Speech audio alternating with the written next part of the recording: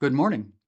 This week, you're going to take your project outline from Assignment 3 and copy and paste it into a logical framework or log frame.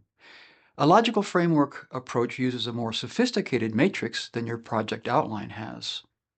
If you're not used to using a logical framework approach, you should realize that the logical framework is used by all donors.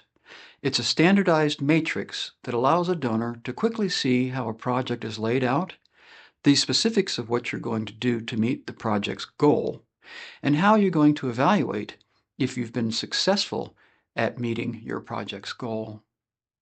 This week, step 1 will be to simply copy and paste your problem statement and your goal statement into the log frame that I've provided. In Assignment 3, I suggested that you annotate your problem statement and goal statement with red numbers and letters denoting the challenges, underlying causes, and impacts. So now, paste in the positive version of the community challenges from the goal statement into the log frame. Step 2 will be to paste the program names and the program activities for solving the underlying causes into the log frame. Don't rewrite anything, just copy and paste so everything remains absolutely parallel. So this first version of the log frame will look very much like the project outline, just arranged slightly differently.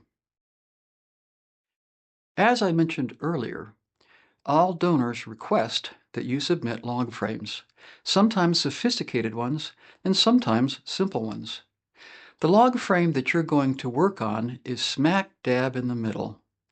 I took a couple of dozen log frames from different grant proposals that I had, spread them out on a long table, and organized them from the simplest ones on the left to the most sophisticated ones on the right, and then I took the log frame from the very middle of the collection, and that is the one you are working with this week. The reason that I chose that one is because if you were to submit grant proposals to several foundation donors at the same time, you would find that their submission requirements would all be quite different. Each donor will have their own specific formats for log frames, budgets, and schedules.